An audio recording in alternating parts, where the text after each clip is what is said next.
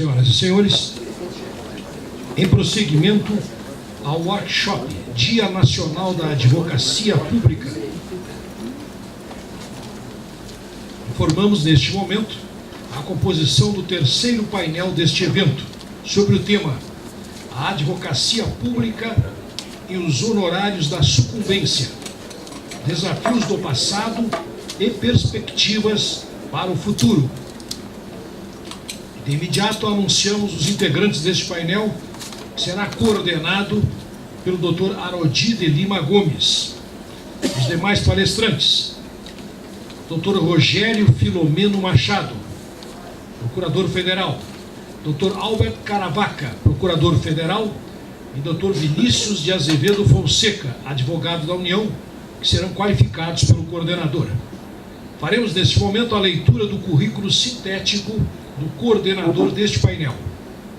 Dr. Arodi de Lima Gomes, Procurador Federal, especialista em Direito Internacional pela Universidade Federal do Rio Grande do Sul, palestrante pela Escola Superior da Advocacia da Ordem dos Advogados do Brasil, Rio Grande do Sul, da Escola Nacional da Advocacia, da Associação dos Advogados de São Paulo e Escola da Advocacia Geral da União, no Rio Grande do Sul.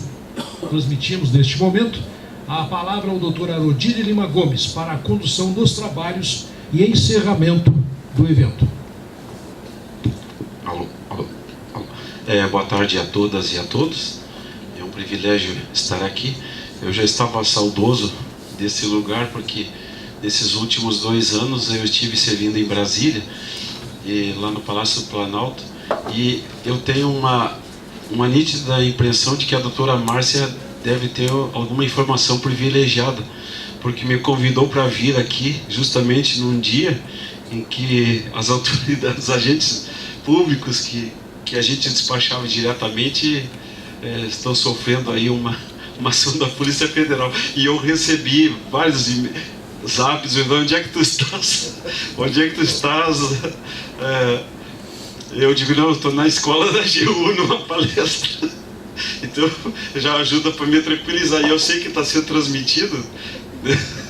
Então muita gente está me vendo, e isso é muito bom, e graças ao privilégio que eu tenho de conviver com a doutora Márcia, e ela acertou no dia da minha vinda aqui. Eu estou muito feliz de encontrá-los, rever meus amigos, rever a Jurema, minha eterna secretária, né, aqui na AGU, e eu fico muito feliz de retornar ao Rio Grande do Sul e estar aqui convosco. E um painel sobre um tema que eu gosto muito. Eu já palestrei aqui na escola, eu passei 2 anos pelo Brasil todo palestrando sobre honorários advocatícios, porque nós estávamos naquela época na feitura do CPC. E me desculpe quem não é gaúcho, mas não é por ser gaúcho e bairrista, mas o capítulo dos honorários do CPC foi todo ele, 95% escrito aqui na OAB do Rio Grande do Sul. Nós que fizemos esse capítulo, dentro das contribuições. E as 2 partes que nós não escrevemos aqui na OAB do Rio Grande do Sul tem a atuação da advocacia pública, né? Se vocês forem lá no capítulo dos honorários, vocês vão ver que tem uma grade ali, de 0 a 6 salários mínimos, honorário tanto. Aquilo ali foi contribuição da AGU. O ministro Adams, na época, era o ministro que comandava a AGU, e encaminhou para a comissão de juristas, e a comissão copiou e colou aquela grade ali que quantifica os honorários. E o outro que nós aqui da OAB do Rio Grande do Sul não participamos diretamente, mas indiretamente, foi aquele inciso que previu honorários para a advocacia pública, que foi fruto das associações.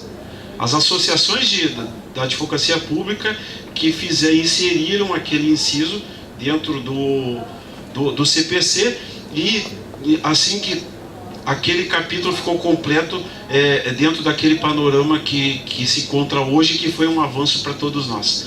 Então essa parte de honorários advocatícios para mim é muito cara, porque a gente teve uma participação efetiva naquilo desde o nascedouro, né, até a sua consumação.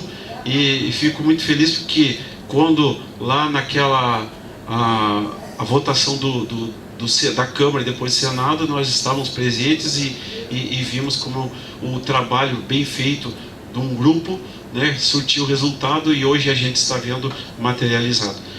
E esse painel que a doutora Márcia me pediu para coordenar, ele tem pessoas que são muito caras a mim, né? E o primeiro que vai falar é o Rogério Filomeno, que é um colega procurador federal que atua aqui em Santa Catarina, e ele é o vice-presidente da minha associação, da ANAF.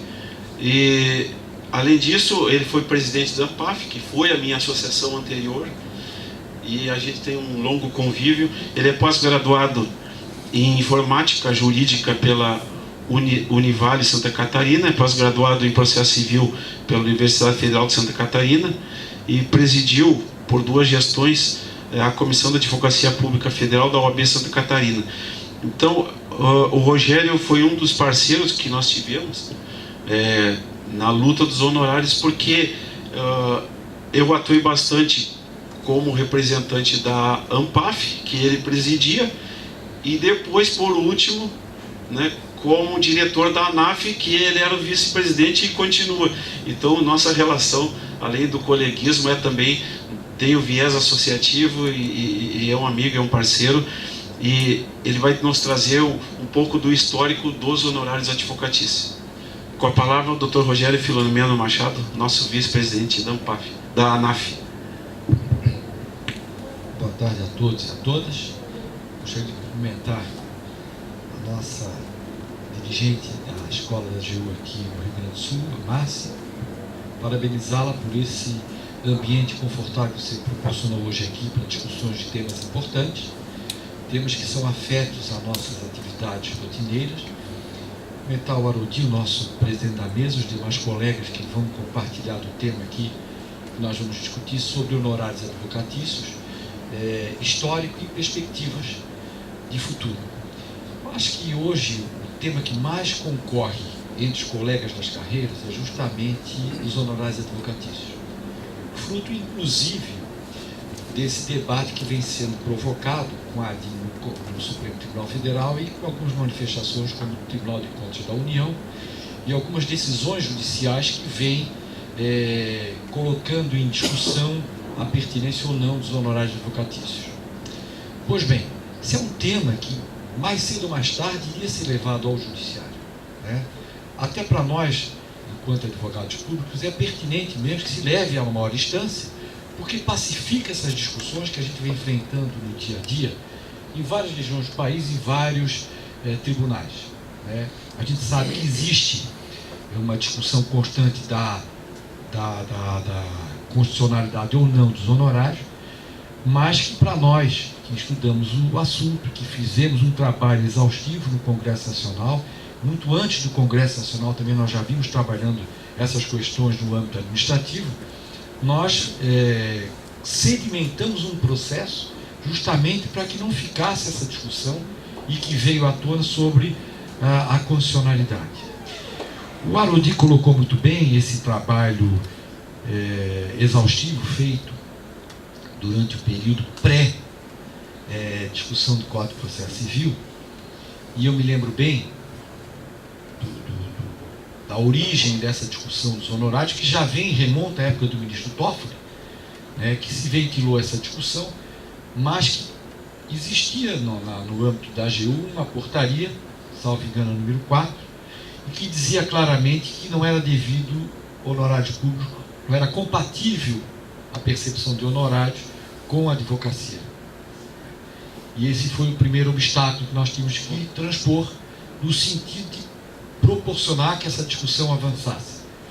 E isso ocorreu na gestão do ex-advogado-geral da União, Luiz Inácio Adams, e que por conta do aumento salarial em 2014, salvo engano, de 15%, fatiado em 3 parcelas de 5%, que daria um total de 15,8%, e que as categorias iriam se manifestar junto ao Ministério do Planejamento, se aderiu ou não à proposta do governo, os 5%. Houve no âmbito da AGU, das associações que aderiram no primeiro momento, se manifestaram favoráveis a esse aumento de 15,8%, e outras que não. Mas o que foi combinado entre as associações é que teria que ter unanimidade. Aqueles que aprovassem o aumento e que a maioria fosse contra, seguiria o caminho das demais associações. E foi o que foi feito. Foi comunicado ao Ministério do Planejamento que a AGU não aderiria, as carreiras da AGU não adeririam ao aumento de 15,8%. Pois bem, num evento que nós tivemos no outro dia, o ex-advogado-geral Luiz Inácio, participando do evento, conversando conosco, disse que ficaria chato, né, a AGU, que teria que defender o aumento salarial para as carreiras e combater essas decisões que fossem judicializadas, teria na sua própria estrutura a discordância do aumento salarial. E ainda perguntou qual o fato, o que poderia ser feito para que se pudesse rediscutir essa adesão ao aumento salarial. E nós dissemos na época, um fato novo poderia se rediscutir o assunto. E o fato novo surgido por sugestão foi honorários advocatícios. E esse tema foi levado para o Ministério do Planejamento, que incluiu essa discussão dos honorários, inclusive a advocacia privada também era objeto de discussão para se redefinir o apoio nosso ao aumento salarial. E se puxou então a advocacia privada, se criou um GT honorário, que inclusive o Adorgui participou desse GT honorário, que tinha como grande missão remodelar ou refazer o parecer que dizia que não era cabível à advocacia pública federal os honorários advocatícios por incompatibilidade, com subsídio no caso. Então, esse GT foi finalizado com essa sugestão de alteração e foi feita a nova portaria. Dali para frente, nós abrimos a porta para discutir na reforma do Código de Processo Civil, nas comissões na Câmara dos Deputados, a pertinência dos honorários de sucumbência à Advocacia Pública Federal. Porque até então os estados e municípios já vinham percebendo em vários estados os honorários sem problema algum, inclusive com subsídio, né? Isso foi avançando durante um bom tempo na Câmara dos Deputados, que foi aprovado nas comissões, um trabalho hercúleo, até porque nós encontrávamos em determinados debates, como na comissão mista, que outras estruturas de governo também queriam pegar carona nos modos dos honorários. Nós tínhamos aí a Polícia Federal, nós tínhamos a Receita Federal, nós tínhamos a Defensoria, muitas outras carreiras nas próprias comissões apresentaram o projeto, emendas no sentido de serem contemplados também. Então nós tínhamos uma discussão ampla dentro da Câmara dos Deputados, onde nós tínhamos que blindar a advocacia pública, e esse era um trabalho constantemente fortalecido por colegas que vinham dos estados para fazer esse trabalho dentro do Congresso Nacional. Nós nos organizamos muito com material explicativo e com o despacho dos estados, as estruturas dos estados, das associações foram fortemente aparelhadas no sentido de buscarem parlamentar nos estados para fazer esse trabalho de convencimento. E nós fomos aos poucos eliminando e separando a advocacia pública das demais demandas de outras carreiras que se sentiu no direito também de pleitearem um diferencial. Só que nós, diferentemente das demais carreiras, nós tínhamos aí o Estatuto da Ordem dos Advogados do Brasil, que nos deferia essa percepção de honorários, bem como esse trabalho feito dentro da própria AGU, faltando então esse trabalho parlamentar para que aí sim desse a conotação da percepção de honorários à advocacia pública. Nós entendíamos que não haveria necessidade, porque o advogado, no texto da ordem, ele não trata da advocacia pública ou da advocacia privada. O entendimento nosso era que abarcava a advocacia pública também, mas com precaução e aproveitando a oportunidade da rediscussão do aperfeiçoamento do Código de Processo Civil, nós entendemos que seria oportuno nós consolidarmos de vez a percepção dos honorários para a advocacia pública. Foi o que foi feito. Foi feito o pedido de urgência, inclusive com a orientação do governo, na época, de rejeição da inclusão no Código de Processo Civil do artigo que tratava da advocacia pública, a percepção do honorário. e nós fomos para um embate no plenário, e que foi praticamente lotado as galerias de colegas que foram do Brasil inteiro. E nós tivemos uma vitória fantástica, com 347 votos favoráveis à aprovação do texto, com a inclusão da advocacia pública nesse fato. Então foi um momento histórico, muito histórico, e eu estou fazendo essa rememoração toda porque futuramente aqui no meu lado o Albert vai falar do papel do SECHA, dos números do SECHA, né? O colega do Procuradoria da União vai falar também das questões por outros tópicos, e eu me permiti fazer esse histórico tão importante que nos dá, de certa forma, essa segurança jurídica que nós temos hoje. Por outro lado, nós temos essas ações judiciais que estão aí a caminho, né, na DIN do Supremo Tribunal Federal. Inclusive, a ANAF solicitou a entrada como amicus curiae, e outras entidades associativas fizeram o mesmo.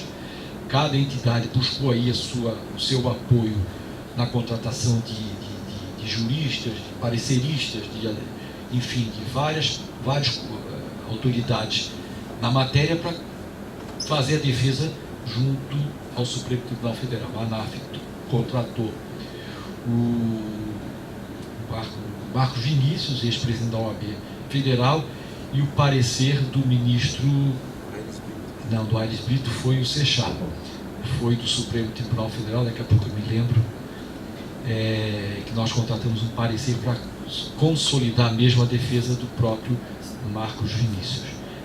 Então, o que eu vislumbro nisso tudo? Primeiro, nós estamos num território de disputa de espaço. A advocacia pública sempre foi carreira de passagem. Nós nos recordamos, não faz muito tempo, que cada concurso feito para a AGU, 20% já nem sequer assumiam, porque já tinham feito concurso para as outras carreiras: Ministério Público, Defensoria Pública, Procuradoria de Estado e Justiça. Então, no decorrer do curso de formação e até a posse, nós perdimos mais 20%.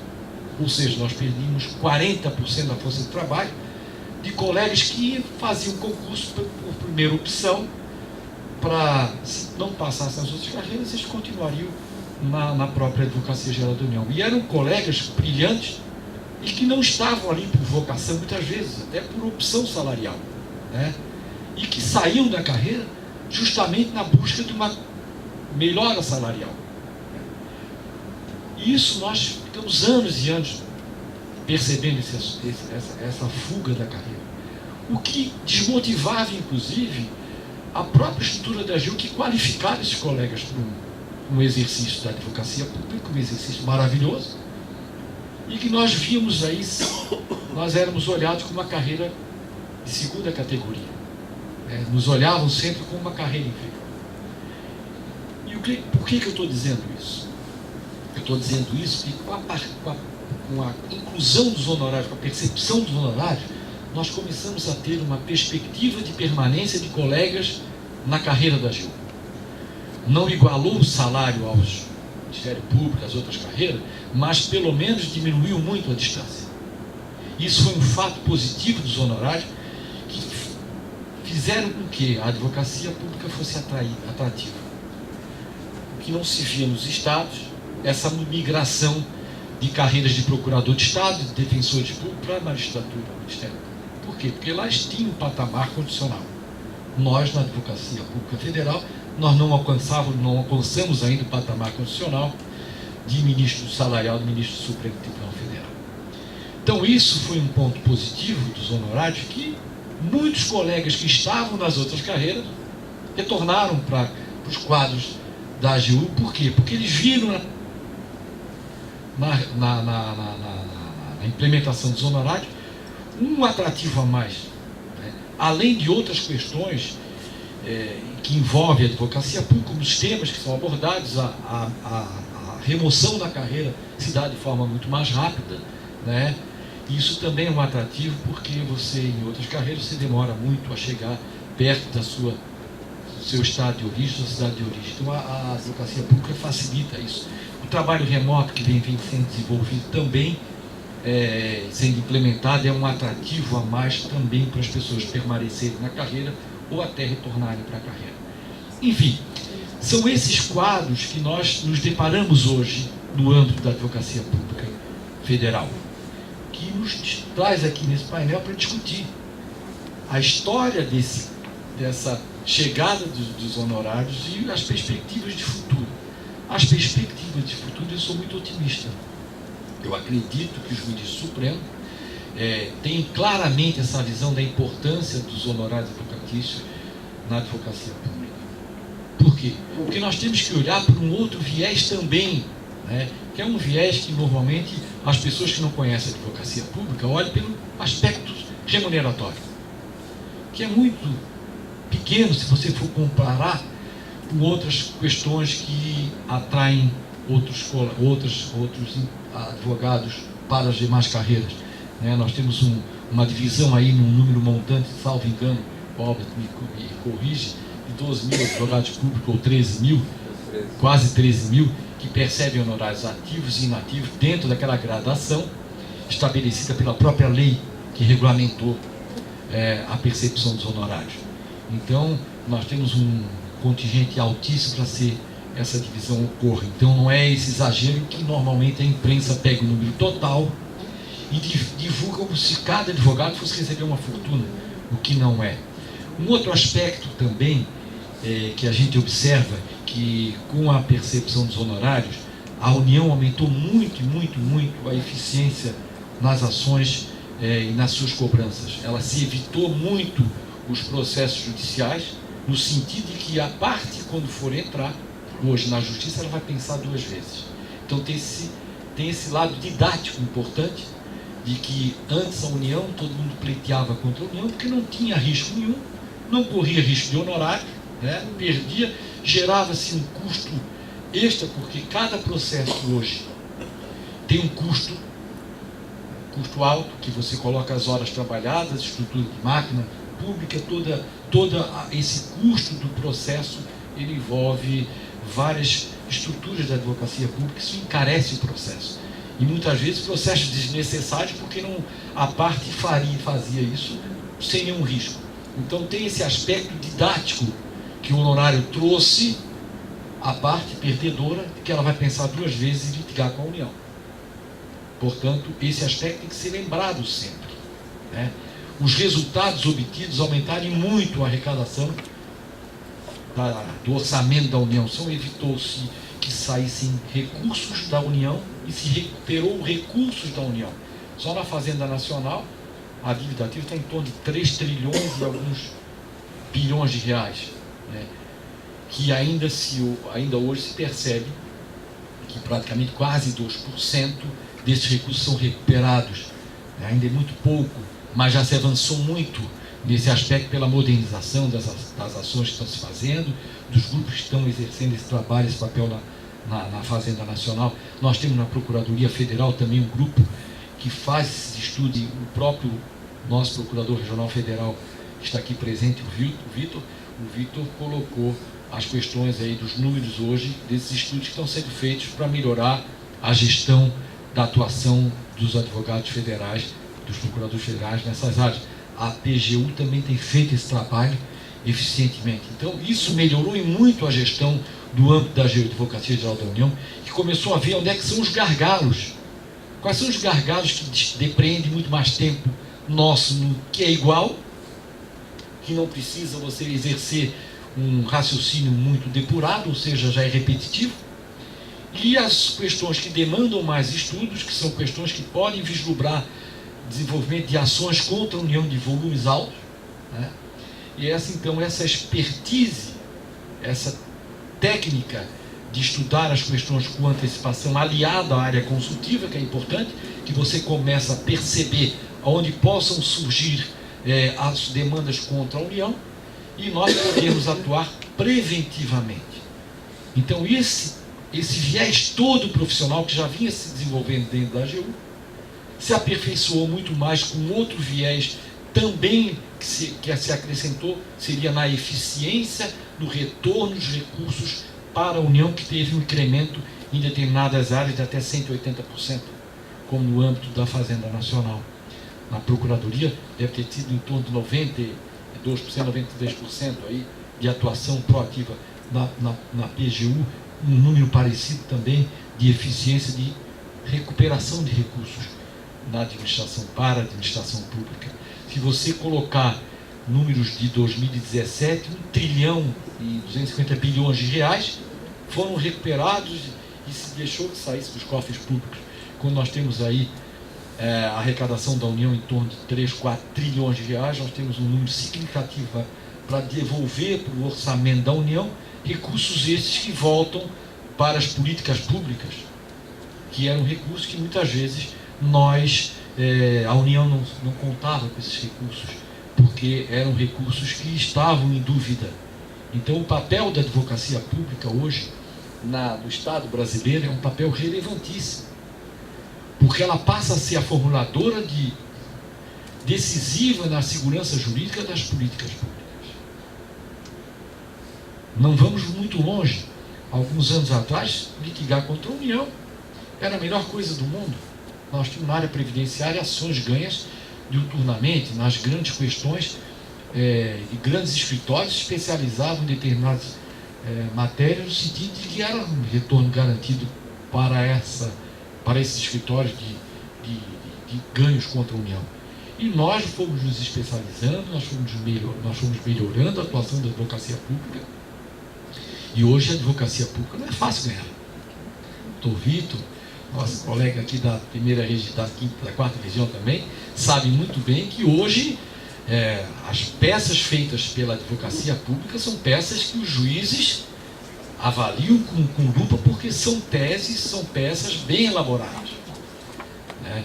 Isso evita muito a saída de recursos públicos da União. Então os honorários, voltando ao tema, vieram justamente coroar esse trabalho de excelência feito pela advocacia pública. Que Estado já vem fazendo esse papel há muito tempo? Para nós é novidade, mas para os Estados esse trabalho já vem sendo feito em muitos municípios da mesma forma. Então nós evoluímos. E é devido? Não tenho dúvida nenhuma que é devido. Os honorários premiam justamente aquele trabalho feito pela União, que é um trabalho de excelência, que o advogado privado já vem tendo esse reconhecimento. E aí as pessoas às vezes dizem, mas olha, esse recurso tinha que ir para o Tesouro. Calma, isso é recurso privado. Não existe discussão de recursos privados. E existia sim uma apropriação indébita do Tesouro Nacional no recurso privado, numa rubrica. O que se fez foi dar a quem de direito aquele recurso que até então a União abarcava, ia para o Tesouro, e que o privado pagava 2 vezes. Ou seja, a sucumbência ia para a União. A União recebia e ia para a União. Diferentemente de hoje. O advogado recebe a parte dos honorários e a União aquilo que lhe cabe, né?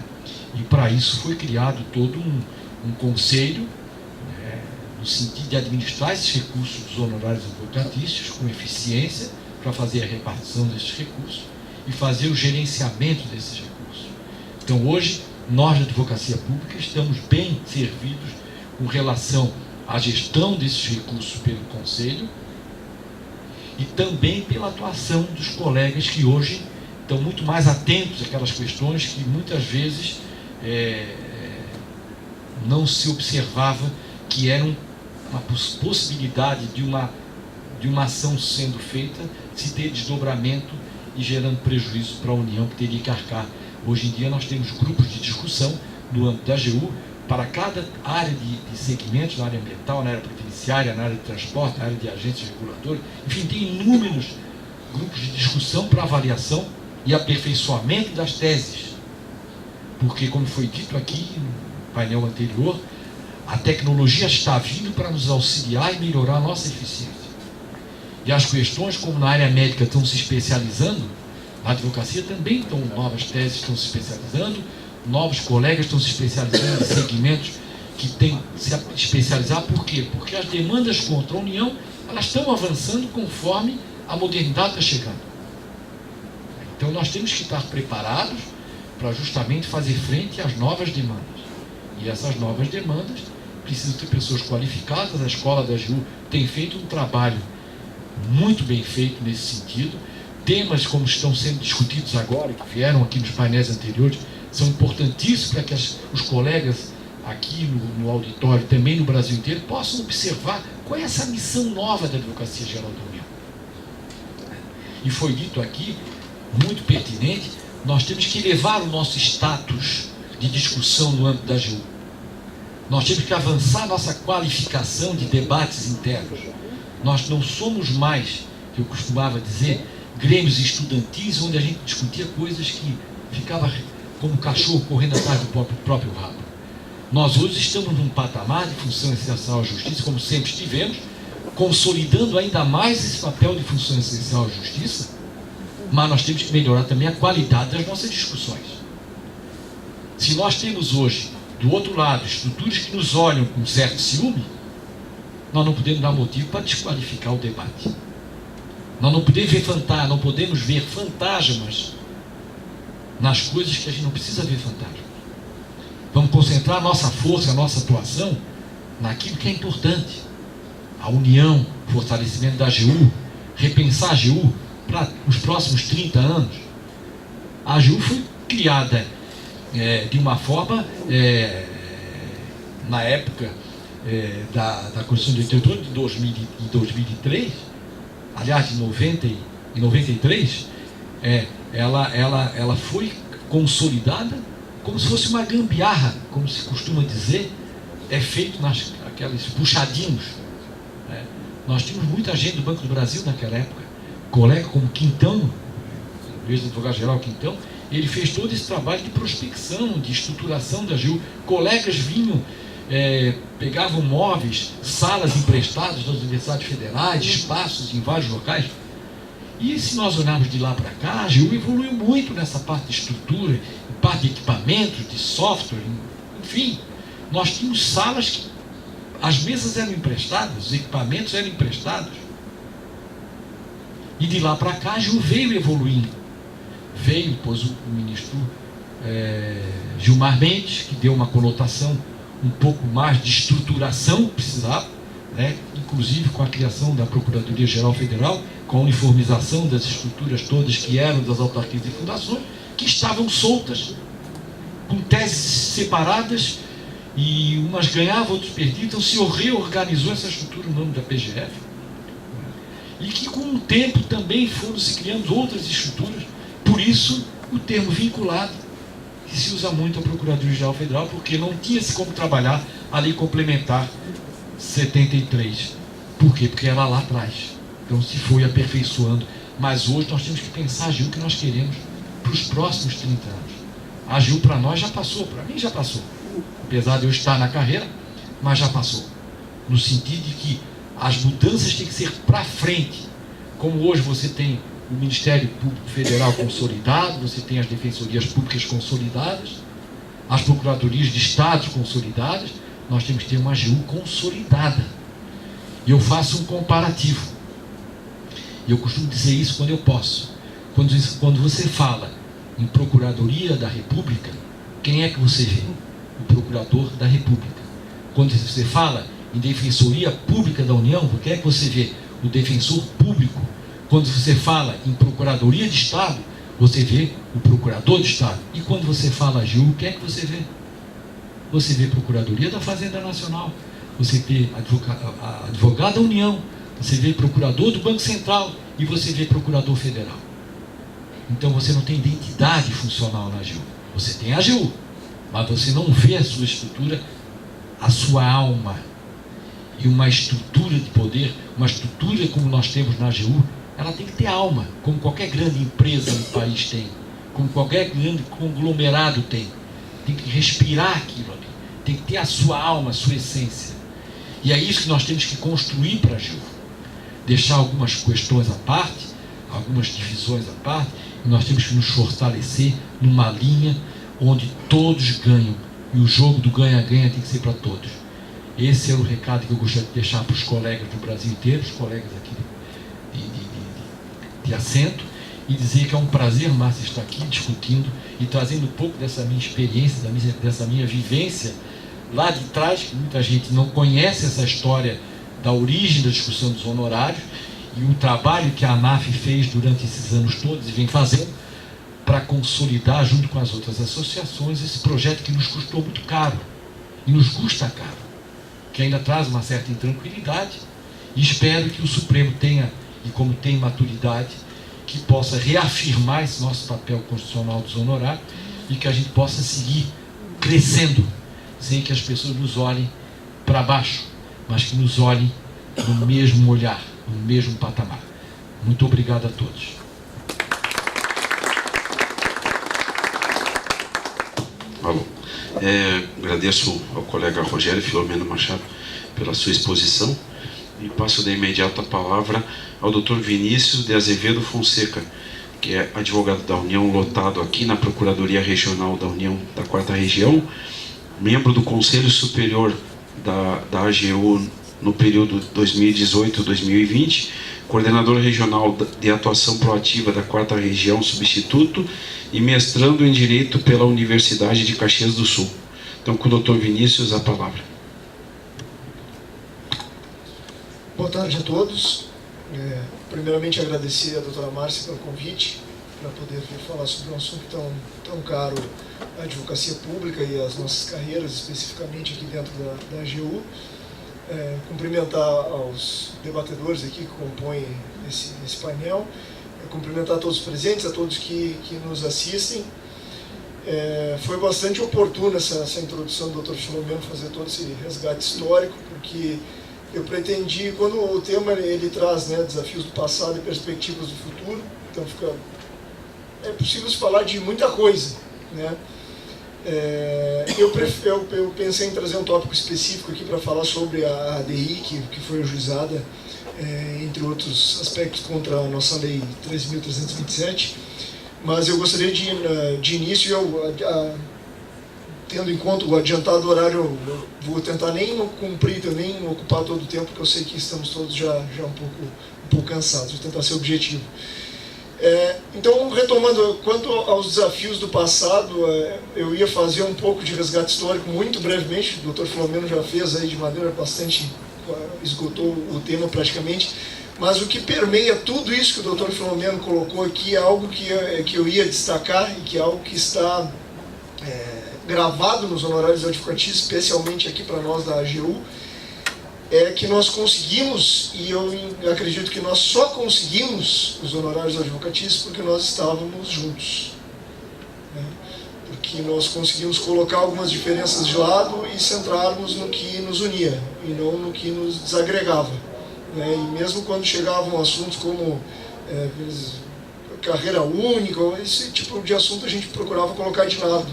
Eu acho que, até falando desse tópico especificamente, eu tenho muito claro para mim que nesses assuntos em que há embate, nenhum lado vai ganhar, nenhum lado extremo vai ganhar. O lado extremo que achar que ganhar, não vai, porque do outro lado tem outros colegas, né? Tem pessoas, eu sou aqui advogado da União, os colegas são procuradores federais, né? Nós nos respeitamos, somos todos colegas, então eu nunca vou ganhar se eu simplesmente vou ganhar por deixar colegas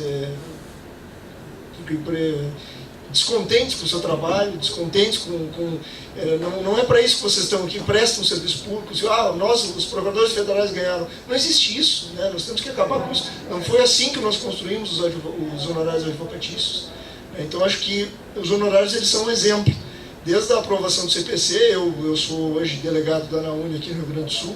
Eu fiquei 4 anos em Mato Grosso, sou do concurso de 2012. Durante todo o período lá fui delegado também, passei pelo período da aprovação dos honorários do CPC, passei pelo 2015 fatídico também, e para mim isso é muito claro. Então, nós passamos pela aprovação do CPC, nós construímos a Lei 13.327, nós conseguimos, junto à doutora Grace, a portaria interministerial, foi constituído o Conselho Curador de Honorários, e aí eu acho que está o maior exemplo de todos, né, o Conselho Curador.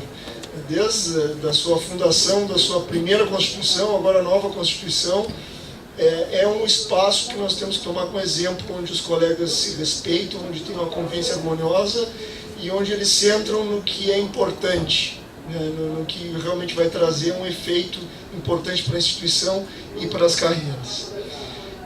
Então eu só quero fechar essa parte inicial dizendo que, para mim, tomando isso como uma ideia de atuação associativa, e os honorários eles são resultado de uma atuação associativa conjunta de todas as associações, das menores às maiores, ele é o exemplo que nós devemos seguir para dar esses próximos passos que o Dr. Flamengo colocou. Acho que sim, nós temos que nos preocupar com isso, porque enquanto nós ficarmos brigando dentro de casa, outros atores vão ocupar espaço que nós não estamos ocupando, e talvez alguns outros atores que nem fazem parte da advocacia estejam até gostando muito de a gente estar brigando, que enquanto isso eles conseguem passar ao largo, né?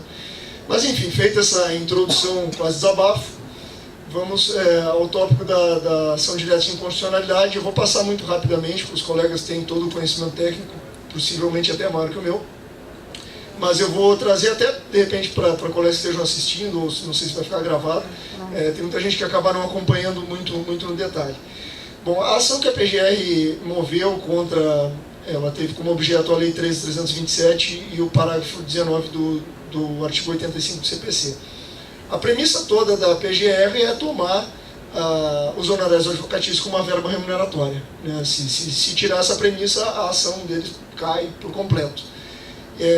Então, o argumento primeiro é que o parágrafo 19 do artigo 85 ele tem vício de iniciativa, porque como ele trata supostamente de verba remuneratória, deveria ser de iniciativa do Presidente da República, o que não foi o caso. O CPC também não seria lei específica que é necessária para tratar de remuneração no serviço público, né? O outro argumento em relação à Lei 13.327 é a incompatibilidade com o regime de subsídio, né? Então, a impossibilidade de receber uma outra parcela, que seria dos honorários, e a questão da observação do teto. Infelizmente, a PGR acabou se colocando, se utilizando de alguns precedentes que surgiram no TRF5, houve alguma decisão aqui no TRF4 também, houve uma decisão do Piauí, se não me engano.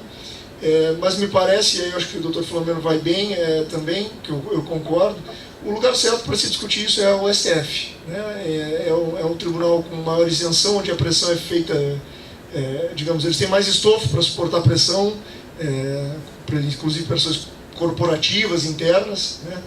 E isso está colocado lá hoje.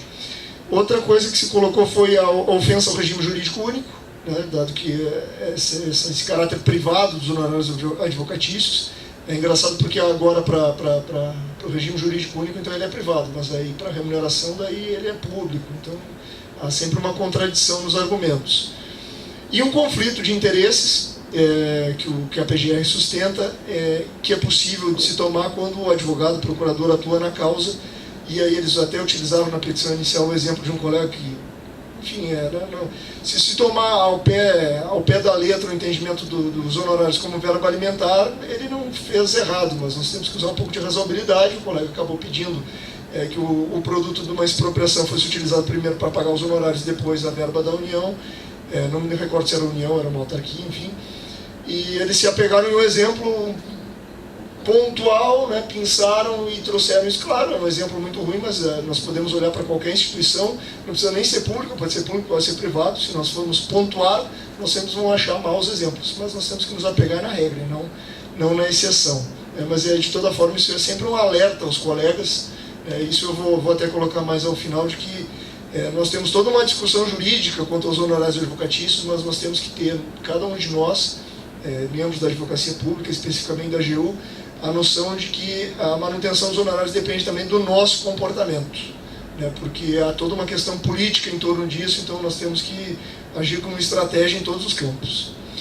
Bom, então agora estão entrando os amigos, né? Já houve vários pedidos de amigos para ingressar, e nós temos nossos argumentos de defesa que foram esposados. E o primeiro e mais forte de todos, e que foi colocado aqui em exaustão já hoje, é o fato de que o advogado público ele é um advogado.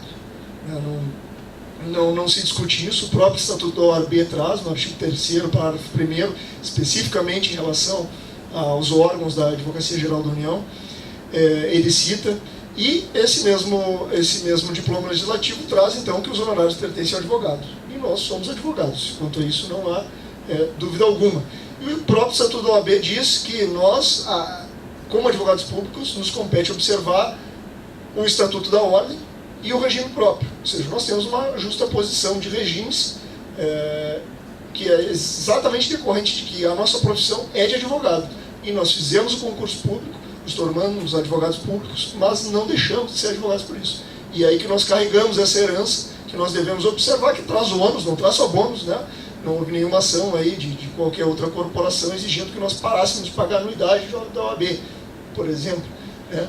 E nós pagamos, e pagamos com gosto, porque é uma corporação da qual nós fazemos parte com muito orgulho, né? Então, seguindo adiante, a própria Constituição Federal ela não faz a distinção entre advogado público e advogado privado.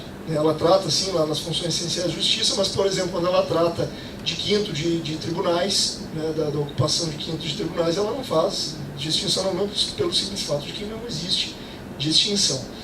Por outro lado, um argumento que é bastante interessante, né, a Constituição ela vedou o pagamento de honorários a membros do Ministério Público. Mas ela não vedou, e eu acredito que não seria nem lógico que vedasse o pagamento de honorários a membros da advocacia pública, né? Seria negar o lógico, que é o recebimento de honorários por advogado. E aqui o argumento central, que eu acho que é, como eu havia dito, a premissa toda da ADI é os honorários como uma verba remuneratória. E aí, quando nós desmontamos esse argumento, e ele não é tão difícil desmontar o argumento jurídico, é a comparação entre o subsídio e o honorário, né? O subsídio pago pelo Estado, o honorário pago por um particular, pago por outra parte. Então a fonte já é outra, a origem já é outra, já não há como se fazer essa comparação. A razão, digamos assim, o fato gerador do pagamento do subsídio é o exercício do cargo para o advogado público, para o concursado, para o servidor, que é o nosso caso. Mas do honorário de sucumbência é o sucesso da causa, né? Então o fato gerador também é distinto. Não é possível fazer essa comparação, não é possível estabelecer como remuneração o honorário advocatício de sucumbência para nós. O subsídio ele é certo, os honorários advocatícios eles são incertos, são eventuais, são aleatórios, né? Não é possível se estabelecer no serviço público uma remuneração baseada unicamente em honorários advocatícios. Por quê? Porque não é remuneração, pode haver mesmo que não exista, porque é outra parte que paga, né? Não é o Estado. Então, assim, os argumentos são muito bons para fazer essa diferenciação. O pagamento de subsídio ele gera uma despesa pública. O Estado ele tem que remunerar o seu servidor. Não gera despesa pública o pagamento de honorários advocatícios, exatamente porque não é verba pública, como a gente fala a exaustão. E o subsídio fixado em lei e os honorários variáveis, né? Então, são todos os argumentos que a gente já conhece, eu estou simplesmente trazendo aqui para reuni-los, para demonstrar como nós temos um bom direito a nosso favor, né? Outra questão que sustenta como falou o Dr. Flamengo, trouxe isso também, é uma função inibidora dos honorários advocatícios. Então, suponhamos que então os honorários não são devidos aos advogados públicos. Não são devidos aos honorários advogados públicos, ótimo. Os honorários também não são do Estado. Não é tributo. Como é que vamos pagar isso para o Estado? Então não há honorários advocatícios para litigar contra o Estado. Bom, então nós estamos incentivando um litígio contra o Estado. Isso não existe. Fazer essa desconstrução dos pensamentos é simplesmente demonstrar que a base, a origem do pensamento, da tese que sustenta a inconstitucionalidade de honorários e a advogado público, não tem sustentação. Por nenhum dos vieses que se olha tem sustentação. Vieses jurídicos, claro. Por outros vieses pode se encontrar sustentação. Seguindo, a questão de que os honorários não passam pela conta do Tesouro, então não é receita pública, e antes passavam indevidamente. A questão do teto já foi superada, tudo desfazendo a configuração dos honorários como remuneração, tudo cai, inclusive o limite é o teto. Aí há toda uma discussão, mas que aí já se liga ao próximo tópico que trouxe a PGR na inicial, que foi um tópico polêmico, talvez desnecessário, que foi trazer o princípio da moralidade, né, dizendo que o recebimento de honorários para o advogado público era imoral, porque poderia gerar, inclusive, uma remuneração superior à iniciativa privada, em outras palavras, dizendo que nós poderíamos ficar multimilionários, quem sabe, um dia, né? E aí o ministro Toffoli ele tem uma citação muito boa que ele fala que isso é a aplicação autônoma do princípio da moralidade. Ou seja, é o subjetivismo total. Moral é o que eu quero que seja. Se o judiciário começar a se pautar por isso, nós vamos ter um governo do judiciário, porque aí o juiz, com base na moralidade, ele pode dizer o que é certo e o que é errado, conforme a sua conveniência. E não pode ser assim. Talvez, para aquele órgão, que é um órgão muito importante do Estado, que é a Procuradoria-Geral da República, entenda que é imoral, mas aí fica ao conceito daquele órgão. À luz da lei e da Constituição, não há como sustentar isso. E aí aqui, por fim, trazendo algo que foi até explanado hoje, que é uma questão da administração pública numa visão moderna, os honorários eles se encaixam perfeitamente. E eles iniciam aí eu quero fechar com essa ideia, porque eu tenho ela e ela tem tudo a ver com os honorários, que assim, a Advocacia Geral da União, e é por isso que nós temos que começar a andar e parar de brigar, nós temos tudo para avançar demais. Nós temos uma coisa que o Ministério Público, quando ele ajuiza a sessão e quando algumas coisas a gente vê, não tem, e são poucos órgãos que tem. Nós temos uma atuação concertada, nós não somos órgãos separados enquanto membros, nós não temos atuação esquizofrênica, nós podemos nos organizar para usar toda a tecnologia que está à nossa disposição, então isso é eficiência.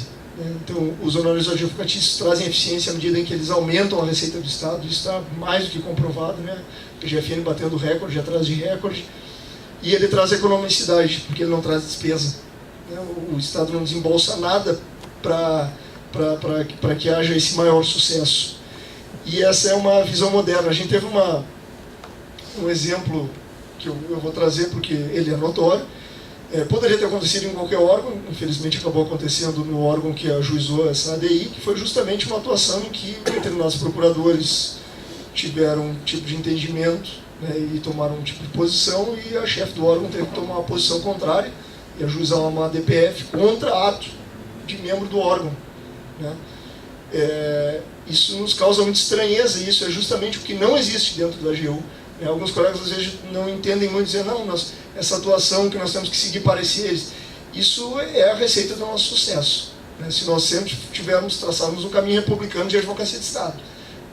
É a receita do nosso sucesso. Nós temos esse conserto na atuação, uma atuação retilínea, lá de cima a baixo não, da administração central à ponta.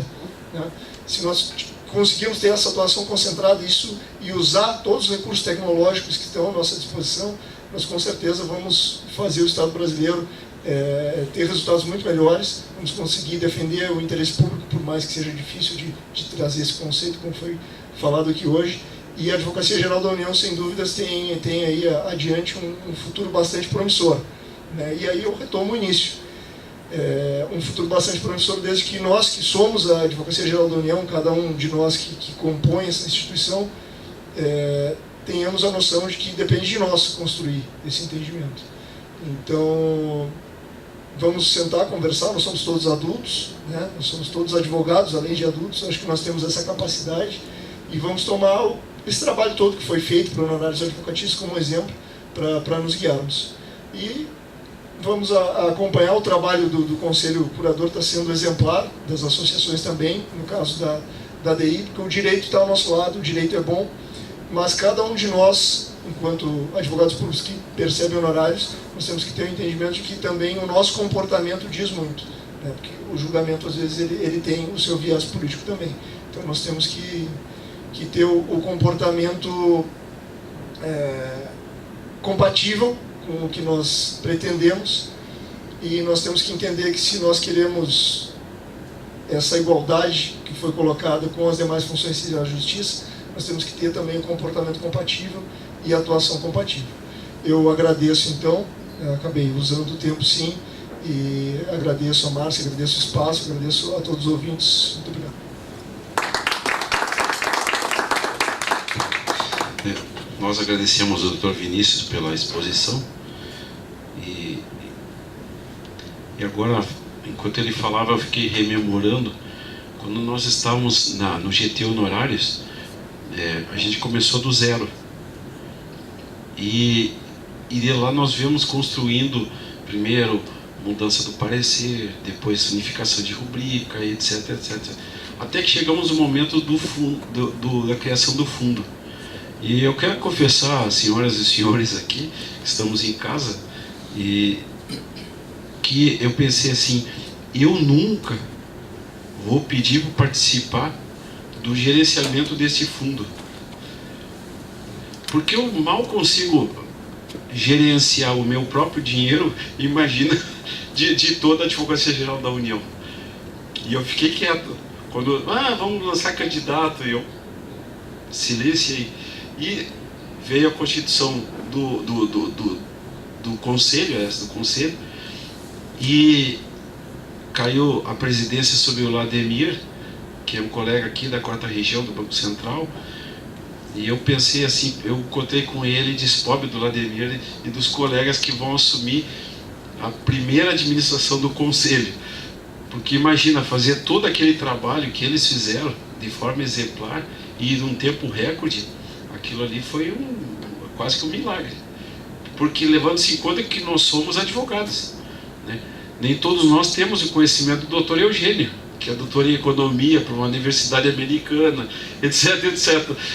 Mas a maioria de nós mal consegue gerenciar a própria casa, mas eles tiveram que gerenciar a casa toda. E pela segunda vez consecutiva nós temos um outro gaúcho que faz parte do conselho curador, que é o Dr. Albert Caravaca, que é especialista em Direito Público pela Universidade de Brasília, foi chefe da divisão do gerenciamento da execução fiscal trabalhista da Procuradoria-Geral Federal no período de outubro de 2007 a setembro de 2008, foi coordenador geral de cobrança e recuperação de crédito da Procuradoria-Geral Federal no período de outubro de 2008 a março de 2010, foi instrutor de curso de formação de procuradores federais, atualmente é procurador seccional federal em Caxias do Sul. Aliás, foi em 2013 a 2015. Atualmente é procurador-chefe da Procuradoria Federal junto ao Instituto Federal de Educação, Ciência e Tecnologia do Rio Grande do Sul, desde agosto de 2016, e membro do Conselho Curador dos Honorários na atual gestão. Então, nós temos a alegria de ter o Dr. Albert aqui, e ele vai poder nos explanar um pouco do trabalho do Conselho, envolvendo toda essa mega estrutura, né, da recepção de honorário, divisão, etc, etc. Então passo a palavra ao Dr. Albert e penso que vai nos ajudar muito a elucidar esse trabalho que eles têm feito, e de antemão, né, já fica aqui o agradecimento de todos nós por isso, que são colegas que não são remunerados para isso, são advogados que não perdem a sua atuação na base, não são dispensados, né, da sua base para fazer esse trabalho, e não ganham o mesmo que nós ganhamos, eles ganham também de honorários. Então veja que é uma forma até graciosa e filantrópica o trabalho que eles fazem, e não é pouca coisa. Então passo ao Dr. Albert a palavra, e já de antemão fica esse agradecimento de todos nós pelo trabalho que o primeiro conselho fez e agora o segundo conselho. Obrigado, Arudi. Muito obrigado, Arudi, pelas palavras. Está ouvindo? Arudi, obrigado pelas palavras, e conheço o Arudi de longa data, né? E tanto é que quando estava para tomar posse com o Procurador Federal, fui conversar com ele para saber se eu saía da Justiça Federal ou se eu vinha para a Procuradoria-Geral Federal, e ele me incentivou bastante naquela época.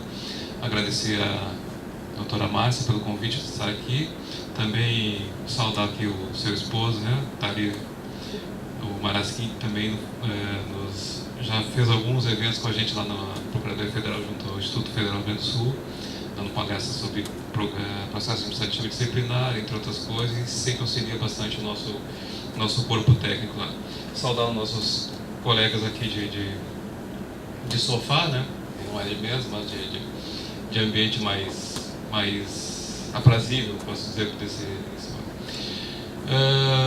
bom, de fato, Arudi, quando eu fui convidado pelo colega para concorrer ao Conselho Curador, eu aceitei, depois que falei com a minha esposa, que também é procuradora, né?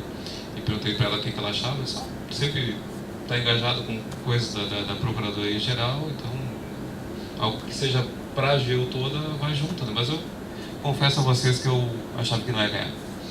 E qual não foi a surpresa quando veio o resultado e aquela sensação de Pô, ganhei uma eleição, mas veio todo aquele peso nas costas, e esse peso nas costas nada mais é do que 12.711 pessoas.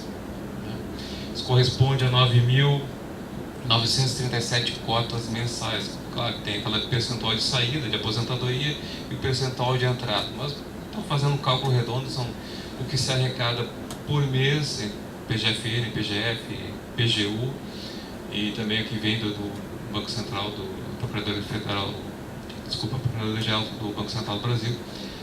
O que se arrecada a gente divide, cálculo grosso, entre 10 mil pessoas. Né? E é uma relação de trato sucessiva. Cada mês é uma tensão, porque nós temos que fechar a conta. A gente tem que trabalhar para que aquele valor que tanto custou, né, e o aspecto histórico foi bem colocado aqui, chegue na conta dos colegas. Então é um trabalho gratuito, mas a gente faz com prazer. São 8 pessoas, 2 de cada carreira, né? Então titular e suplente, eleitos, mandato 2 anos, renovável uma vez por igual período. E a gente conversa muito por WhatsApp, a gente bate algum papo por e-mail, mas mais por WhatsApp, a gente debate as questões para que quando chegar na data da reunião ordinária já esteja quase tudo pronto, já delimitado. E ali, como bem colocou o colega Vinícius, a gente não tem essa questão de eu sou procurador federal, tu é procurador do Bacen, advogado da União, outro é procurador da Fazenda. A gente ali é membro do Conselho Curador. E o nosso objetivo maior é receber o dinheiro que vem oriundo da arrecadação mensal e fazer a distribuição a nossa função é sair de gestão, fazer com que chegue na conta dos membros que atuaram naquele mês.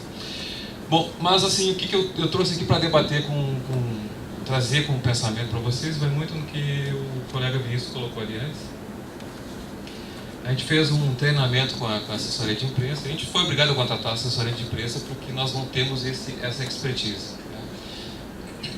Todo mundo levantando esses aspectos polêmicos contrários aos honorários advocatícios. E a gente fez um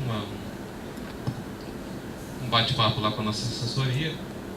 E eles trouxeram 4 temas que é recorrente na mídia, que é recorrente no judiciário, que é recorrente no Ministério Público. E muitas vezes a gente fica intimidado, a gente se sente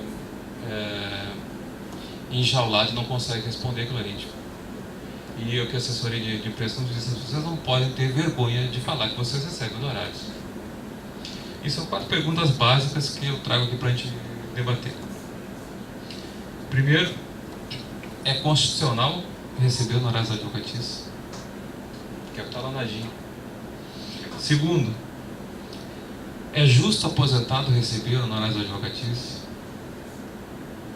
Terceira pergunta que mais sai na mídia. É moral receber honorário advocatício utilizando a estrutura pública? E quarta questão, é moral receber honorários acima do teto? Veja que muitas das perguntas aqui elas não partem do ponto de vista legal, partem do ponto de vista moral, e a moral de quem acha que aquilo ali é imoral. A questão da constitucionalidade foi bem exposta aqui, mas eu coloco alguns pontos para ficar bem sedimentado. O STF já há muito tempo atrás disse que os honorários pertencem à parte.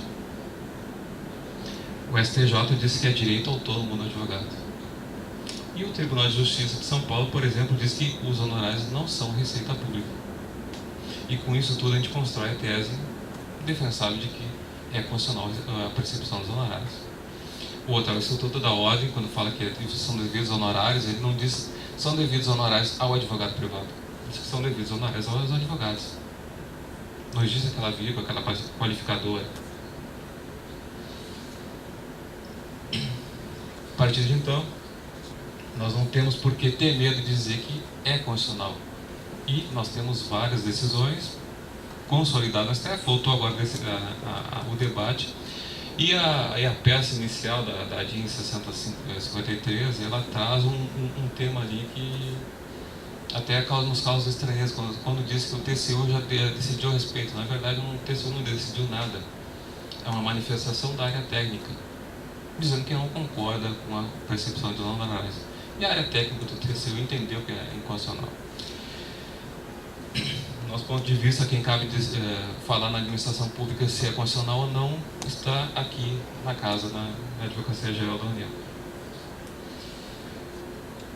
Bom, a questão também do artigo 39, parágrafo 4 lá da Constituição Federal, que fala que nós temos só que receber subsídio, no momento que a gente parte do pressuposto de que os honorários são verba privada, eu não estou ofendendo nenhum artigo aqui da Constituição. Além disso, a nossa lei 327, ela diz que os honorários não servem de base de cálculo para nada, muito menos para contribuição previdenciária. E o que é, no final das contas, o Conselho Curador? Alguns confundem como sendo órgão da AGU, em algumas peças está colocado isso,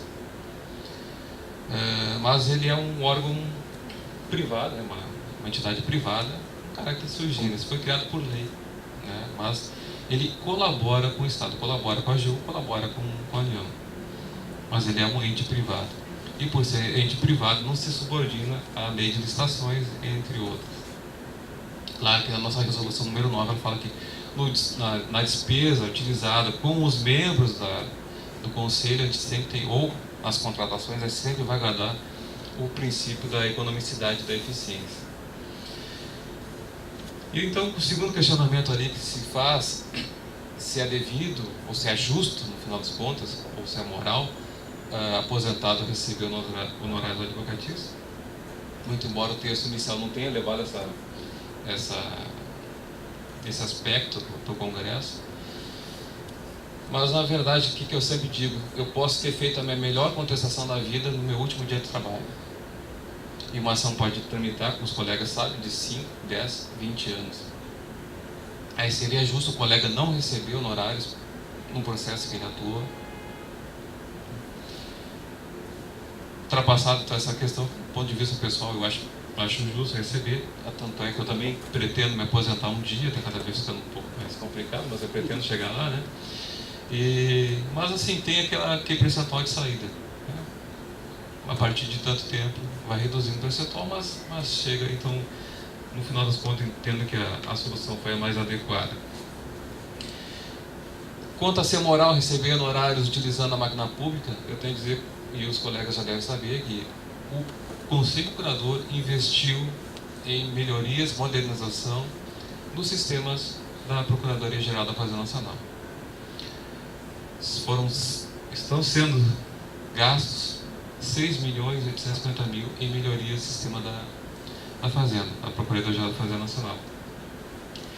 Isso acarretou, no primeiro ano, um aumento de mais de 50% na arrecadação.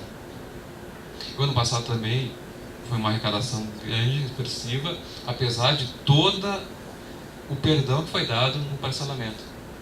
Apesar da remissão que foi dada, a arrecadação, se comparar diminuiu os valores, mas a arrecadação acabou subindo.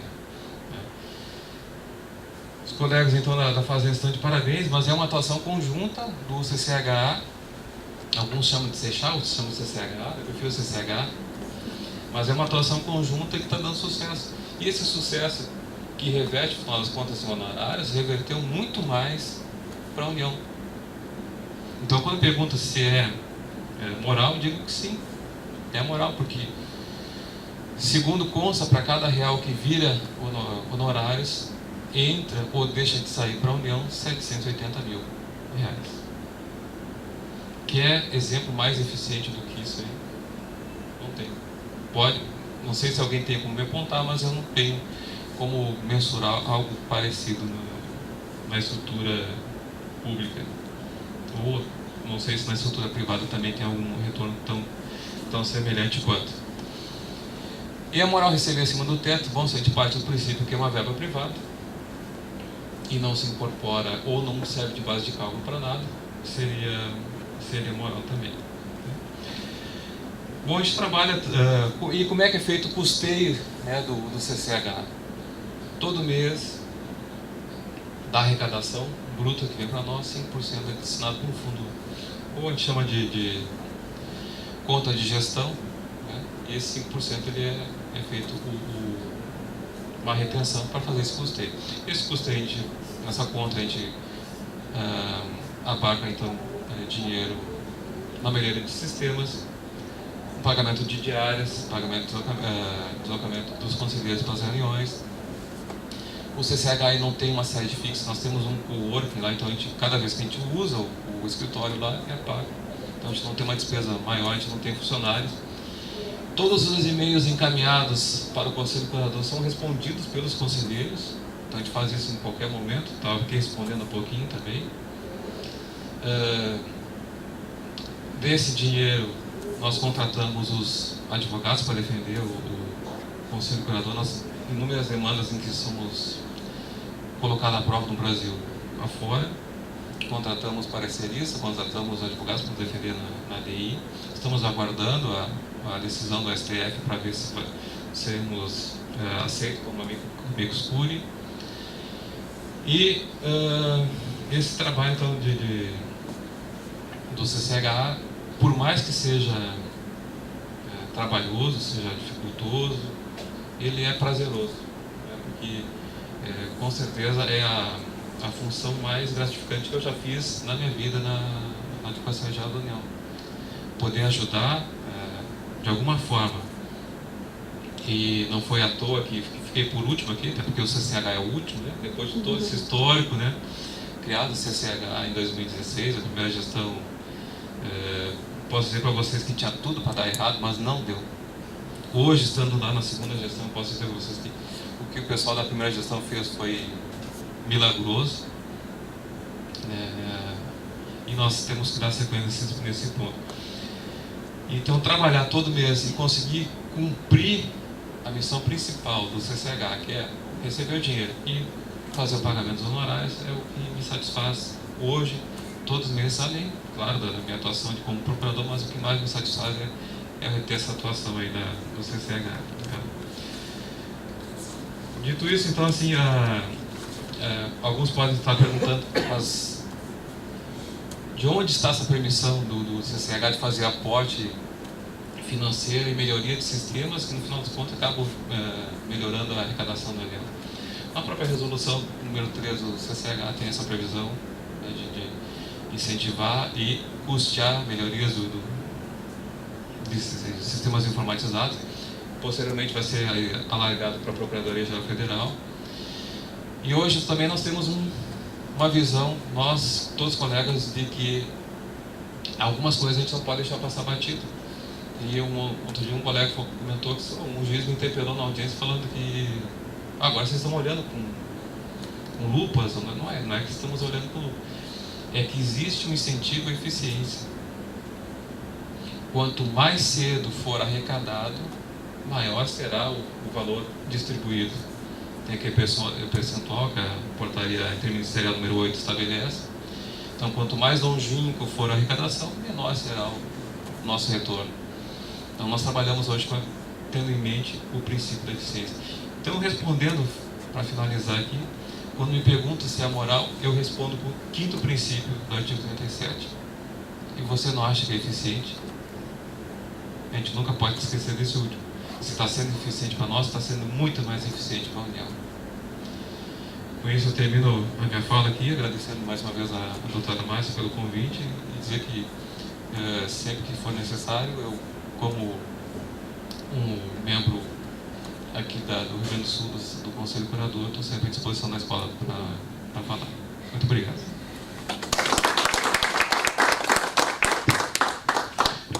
Agradeço ao Dr. Albert pela sua exposição, que realmente me deixou atônito nos seus números, né? Eu tinha certa noção, né, do volume, da distribuição e tudo, mas não tinha esse dado oficial.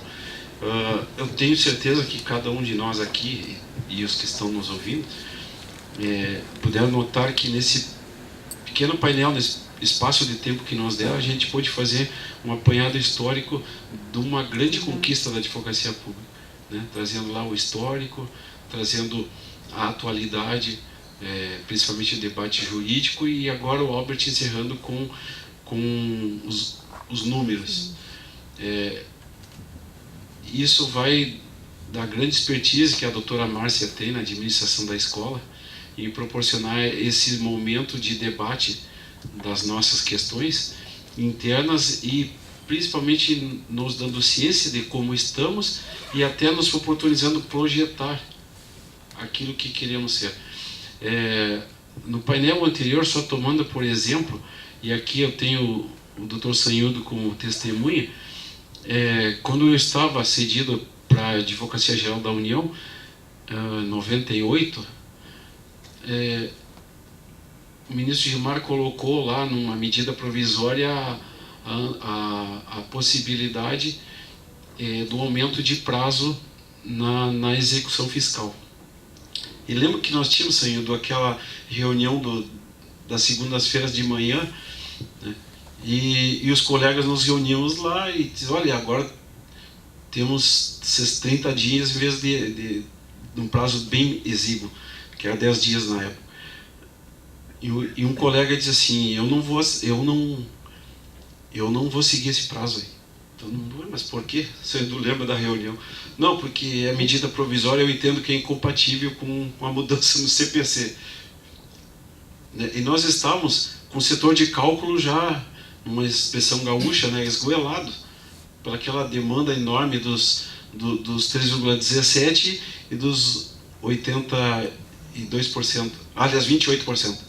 28%, 3,17%. Era uma demanda hercúlea aquilo. Nós não dávamos vencimento, o setor de cálculo, se ficasse 24 horas atuando, não daria demanda. E aquilo veio nos dar um fôlego, né? O colega disse, não, eu não vou aceitar. Aí ficava só ele fazendo no prazo dos 10 dias e todos os demais os 30. Até que chegou, a medida provisória foi convertida em lei. E na reunião nós dissemos, e agora? Converter em lei. Não, mas eu não vou aceitar porque pode ser inconstitucional. Então veja, uma medida que nos beneficiava tinha resistência na própria casa, né? E isso eu vi durante aqueles 2 anos que eu estive no Congresso Nacional trabalhando a questão dos honorários. Tinha resistência na própria casa. Eles me perguntavam aqui, quando eu vinha de Brasília, e os honorários? Eu falava, nós estamos com isso, eu entusiasmado, explicando, conseguimos passar aqui, conseguimos passar ali e tal. E o colega me olhava e dizia assim, mas Arodi, isso é inconstitucional. Até que foi um ponto que eu comecei a dizer assim, vamos fazer o seguinte, eu já estava cansado da explicação, vamos fazer o seguinte, quando sair e entrar na tua conta, tu pega esse valor e passa para mim, porque eu acho que não é inconstitucional. E aí eu terminava com o debate. Então vejo que essa conquista que foi dura e trabalhosa, e está sendo ainda, né, tem resistência na própria casa. Teve uma associação de advogados aposentados que eu estou com um amigo curi agora, mas só do polo ativo, dizendo que os honorários são inconstitucional. Associação de advogado público. Então veja, uma resistência até numa conquista. E aí só preciso a gente trabalhar, nós mesmos, cada um na sua mente, seu coração, para usufruirmos dessas vantagens que nós mesmos conquistamos e consolidarmos dia a dia, né? Nós temos pego ações que deram um salário mínimo de honorários, quando que os honorários seria um valor de 10%, 30 mil reais. E a parte não é suficiente. Então, nós temos que fazer essa leitura interna corporis para melhorar a nossa atuação e atuar especificamente nessas questões que realmente possam nos trazer uma vantagem, e obviamente que para o próprio Estado que nós defendemos. Por isso que esse painel é importantíssimo para todos nós, nos trouxe um fôlego, nos deu vivacidade, nos deu uma injeção de ânimo para a gente seguir atuando. E eu quero louvar a escola da AGU aqui na 4ª região, dizer que é um privilégio sempre estar convosco, cooperar, assim como os demais colegas. Agradecer ao meu amigo, meu parceiro de luta, Rogério Filomeno Machado, também o colega Vinícius de Azevedo Fonseca, aqui da PRU, e por último o colega Albert, que realmente essa história que ele contou é verdade. Eu morava aqui pertinho na Adoro Berlink, tocou a campainha, eu fui atender, era o colega, um advogado, Alexandre, que morava no na cobertura. E disse: eu estou trazendo um amigo meu que é oficial de justiça, que passou na tua carreira, e ele quer saber como é que é a carreira. E aí nós sentamos, conversamos, e fico feliz de reencontrar o Albert nessa posição que ele merece, conquistou pelo voto, e quero cumprimentar através dele todo o conselho curador do primeiro, que foi dificílimo, e desse que está sendo também exitoso. E agradecer a todos pela presença, e a minha alegria é sempre grande estar aqui. E desejar sucesso e uma boa noite.